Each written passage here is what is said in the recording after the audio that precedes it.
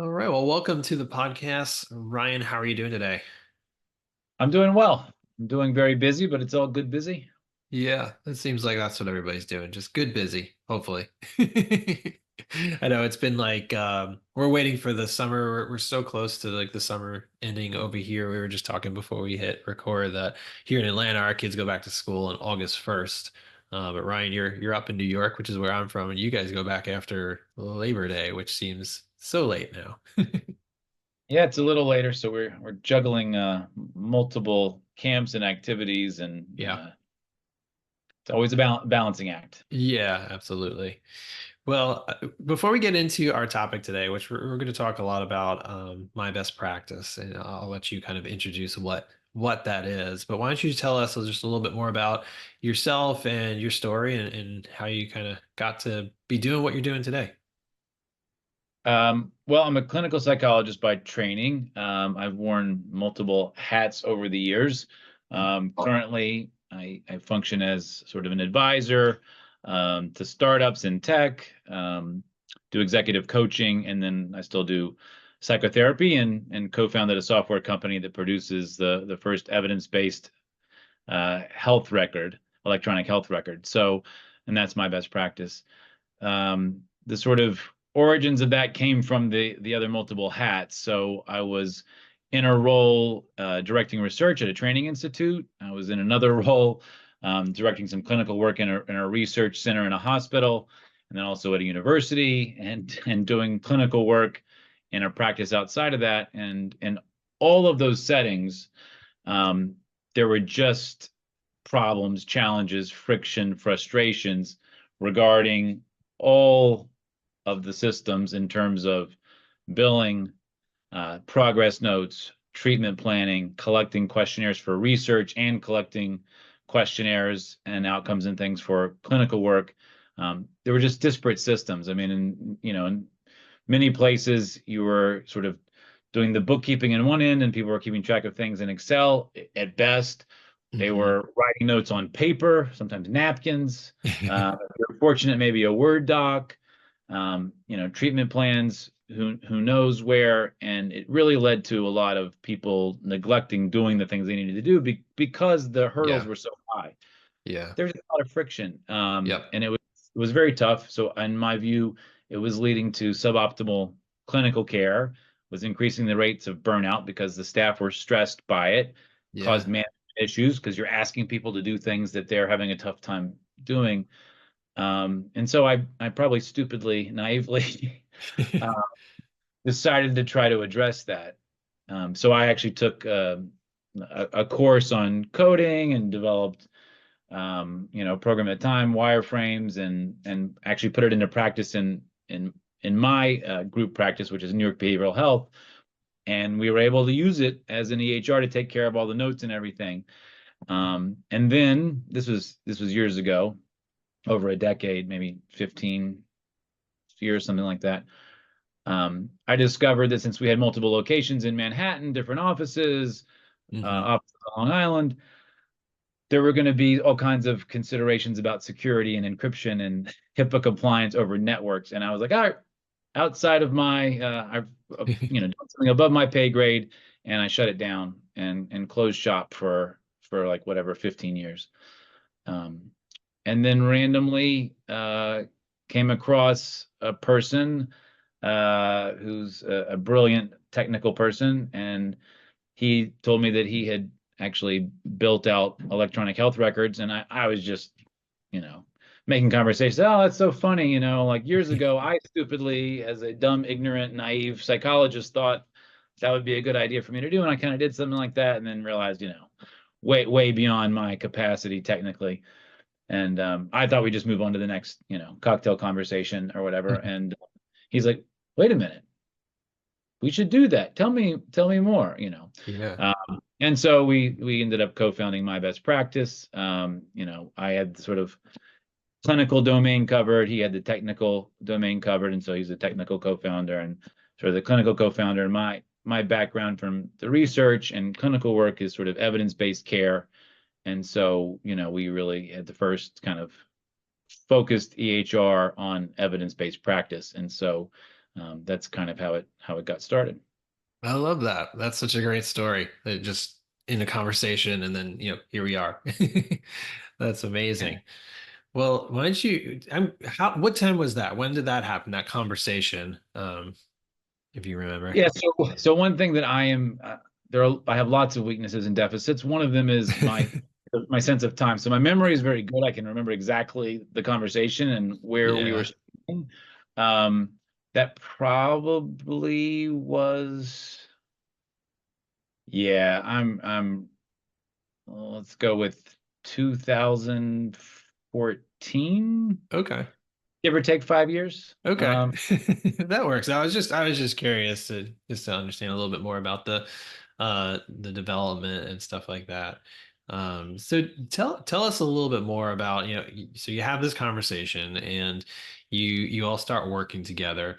What were some of like the key things like at the beginning in those stages? Like I need my best practice to solve, these challenges, or it needs to be able to do this or that. What were some of the things that kind of came up for you all as you started building this thing?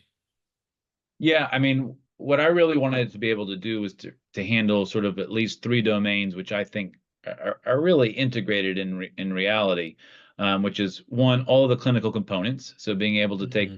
progress notes, treatment plans, case conceptualizations, and then of course, from my standpoint, is someone focused on evidence-based care. You know, the clinical applications needed to have certain sort of elements within them. And so I wanted to make sure those were there. We can talk about those in detail later if that's of interest.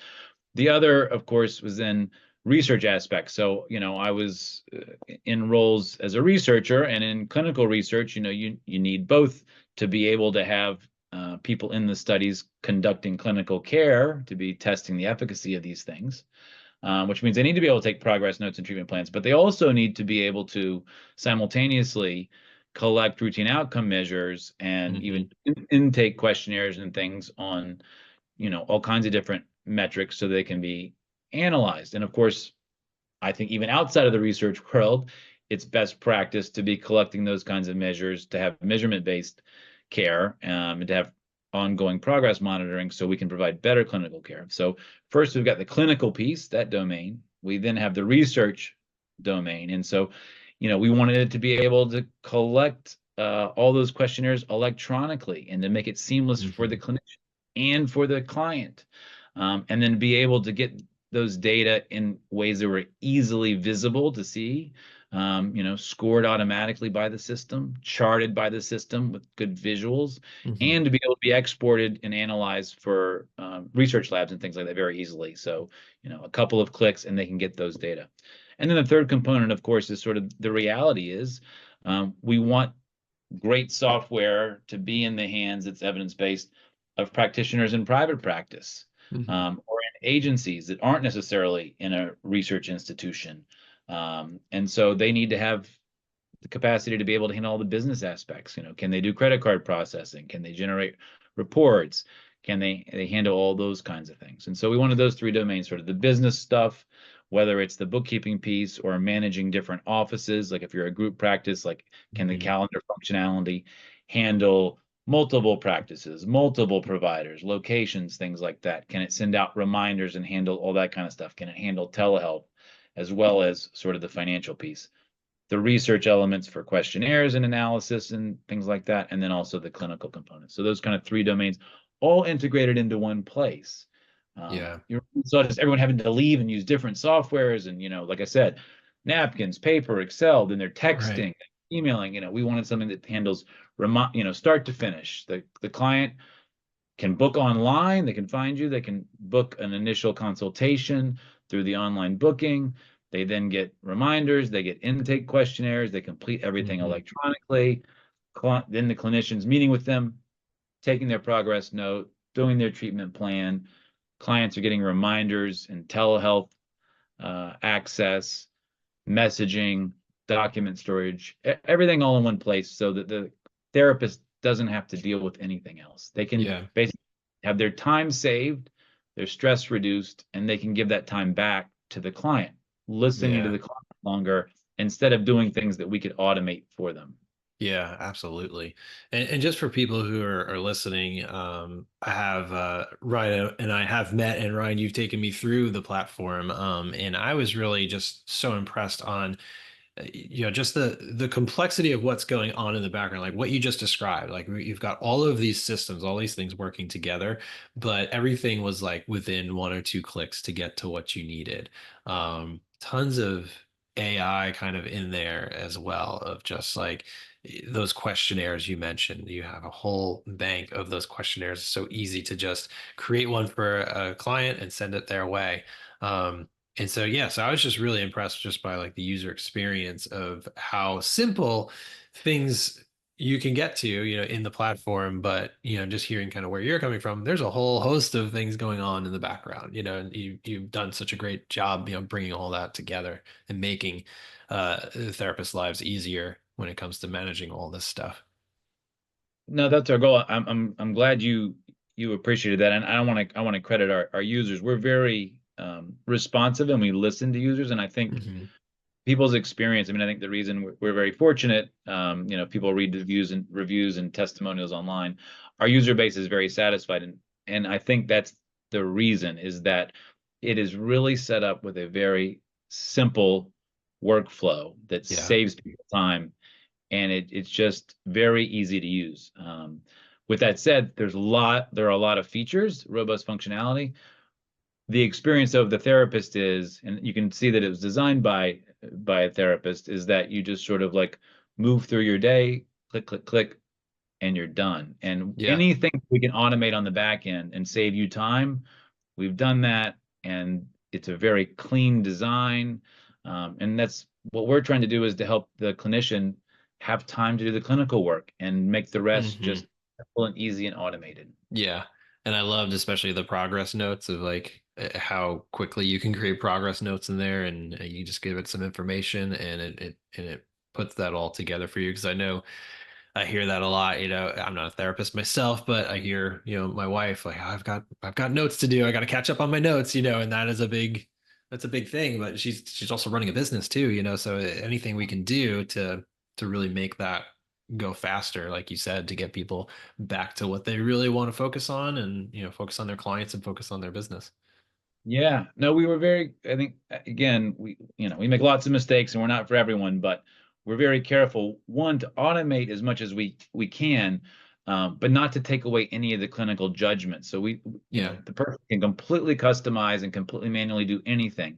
And if they want some of the lifting to be taken away to save themselves a few minutes here and there, if we save you 2 minutes 4 times, that's 8 minutes you can spend listening to the client, Yeah. thinking about your next intervention, maybe taking a breath and relaxing. Our goal is then to improve the experience of the therapist and the client, improve the outcomes, and to reduce burnout.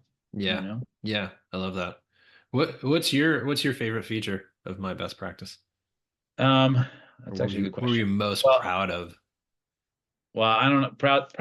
I don't know that I'd say I'm proud, but some of the things I appreciated because, I mean, I will say, as soon as we started using it at our center, my stress level came down significantly. Wow. So the first reason for it, of course, was to make my life and my staff's Yeah. life easier and Yeah. to improve the outcomes for our clients. Of course. Then one of my big missions is to increase access to evidence-based care for other people. And so the thing I'm embarrassed to say probably is that it automates super bills, Mm. and payroll and things like that, which as an owner of a practice, I used to have to spend time every month in Excel files doing. Yeah. And our system, I think, does a better job than any other EHR I've seen. It's sort of like just generating those automatically, and the owner or the practice manager never has to do anything. They can if they so choose, Yeah. but everything, the client can get everything they need. It's all taken care of right there in terms of super bills and receipts without the therapist, Hmm. the owner, or admin doing anything. Yeah. Payroll reporting, same thing. I used to spend so much time calculating who's paid what percentage or salary or based on collected, and now just Yeah. generates reports. Here's what this person is to be paid this month. That's great. That's great. I love it. But that's the Well, embarrassing part because that's the bookkeeping. But I think where we, really focus is our is because we're evidence-based, the clinical component is better. But those are the Yeah. things that for me just save me so much time and Yeah, stress. yeah, yeah. And it's all the things. It's the running of the business, it's the clinical, it's all the things. So it's amazing that you've brought all of that together, like we said. I know that one of the main questions that someone is going to ask is, well, what's the onboarding process? Because I'm sure a lot of people listening, they maybe already have an EHR, such as Simple Practice. I know that one's really popular, and so that's probably the biggest, I would assume, hurdle is like, oh, I'm all set up on Simple Practice. How would I migrate over to what you have? So tell us a little bit more about that process and how you help your clients. Yeah, no, it makes perfect sense. I mean, I always kind of view it, it's almost like a toxic marriage. If you're with an EHR or you got your own system going, you might realize it's not working for you. It might be Yeah. really painful and there's a lot of suffering.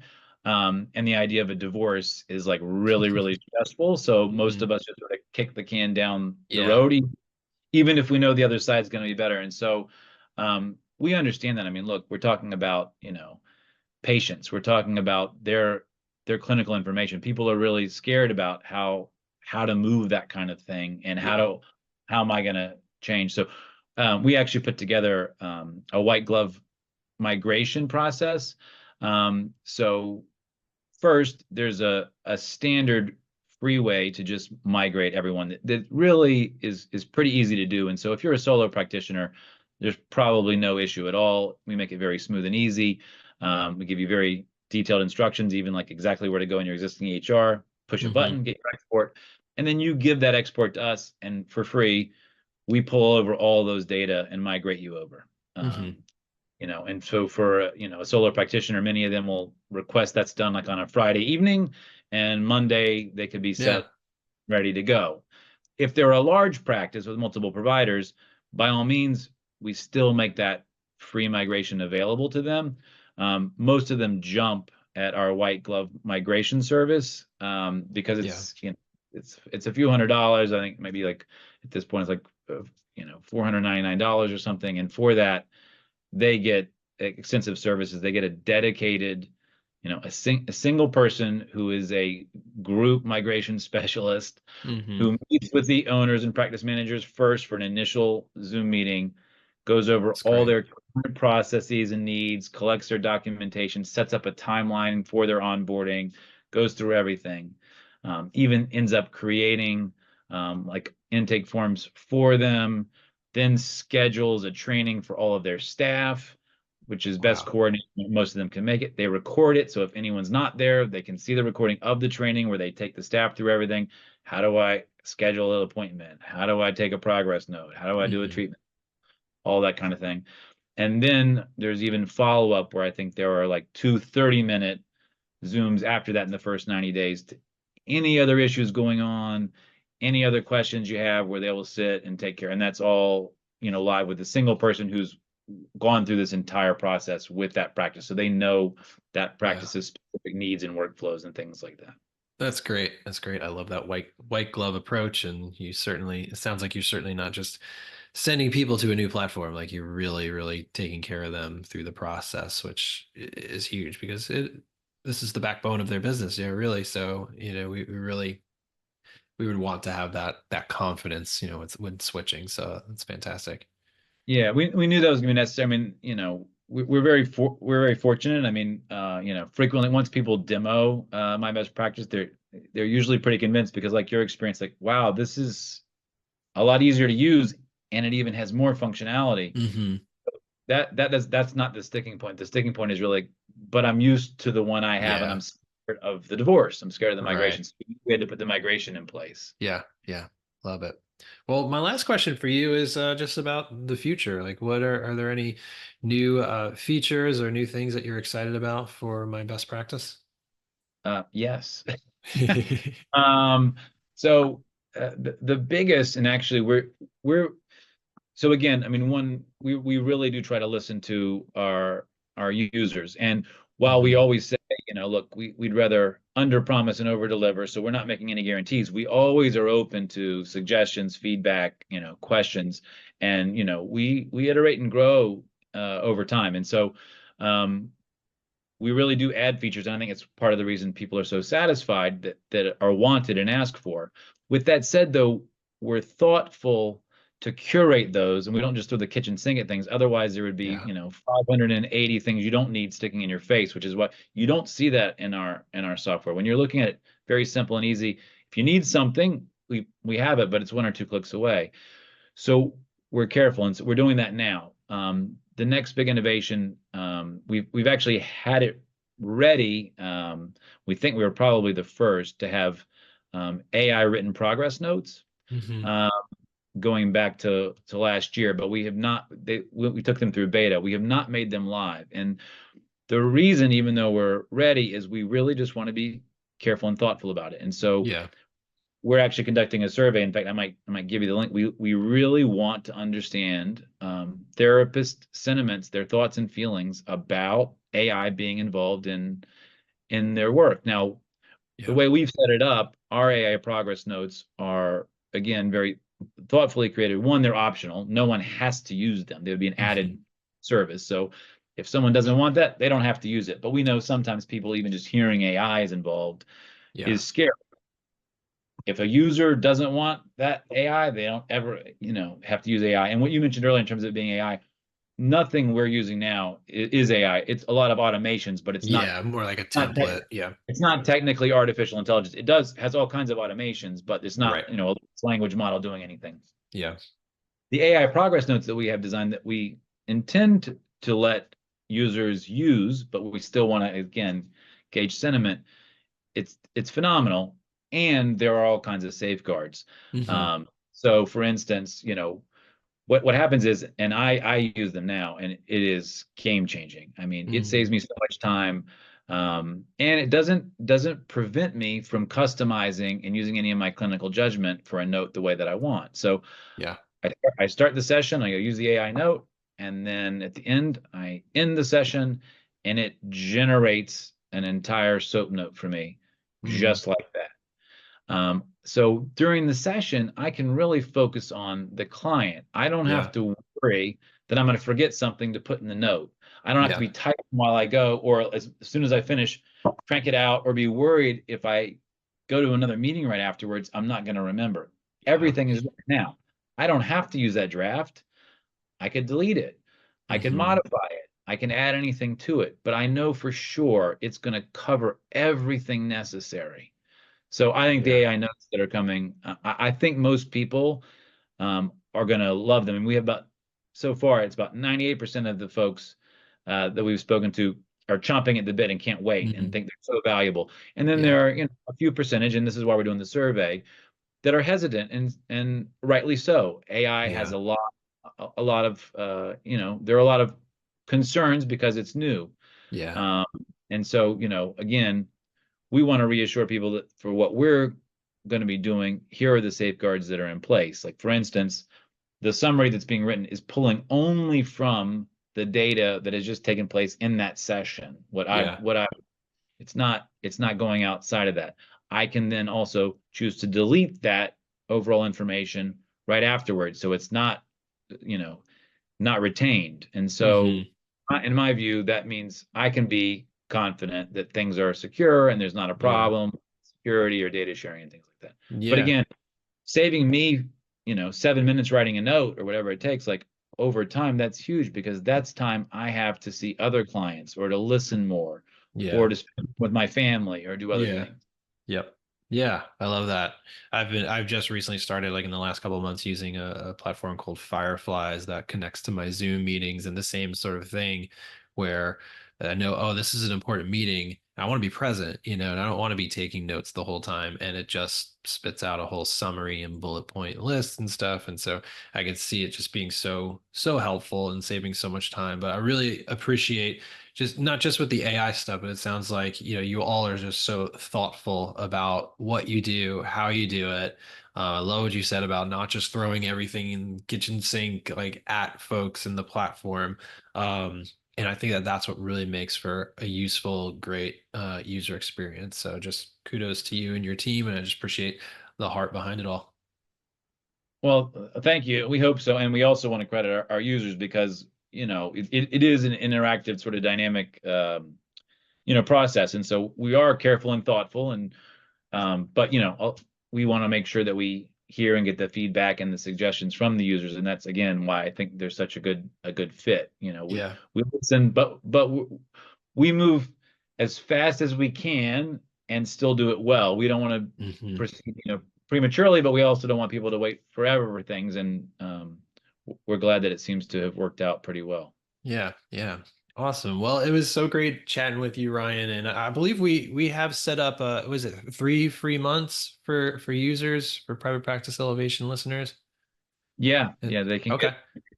Yeah, so we'll set up a link for that. I think we'll just use privatepracticeelevation.com/MB practice for my best practice. And folks can go there and you can try that out free for 3 months. I believe you also offer a free demo that folks can book. Is that correct? Yeah, they can sign up for a demo. They can also get 14 days free in addition to the 3 months. And you might want to put the URL in the show notes, because however you set it up, it might be Yep. mbpractice.com/private practice elevation. But if they use that one, they can do the 14 days, and then they'll get an additional 3 months. Okay. Yeah, we'll definitely put it in the show notes for this episode. Um, Anything else you want to leave folks with before we sign off, Ryan? No, we always are open to feedback and suggestions. So by all means, go to mbpractice.com, and if you want to sign up for a demo or a free trial, once you're in the free trial, there's a little question mark. You can hit that and submit any suggestion that you have. We're happy to hear them. We would love to get feedback. It's like a 30-second survey on AI, the sentiments of therapists. So maybe we can put Great. that in the show notes as well. And if anyone Yep. wants to be heard about what their thoughts and feelings are on artificial intelligence, we would love to get that information. Yeah, awesome. Yeah, we'll link that up. Well, thanks so much for your time, Ryan. Really appreciate it. Yep, happy to do it.